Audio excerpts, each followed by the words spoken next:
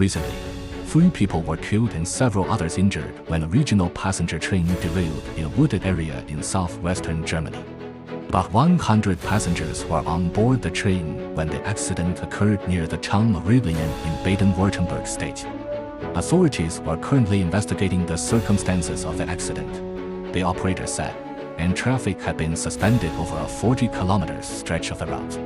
German media reported that a landslide might have caused the accident as severe storms swept through the region, according to weather services.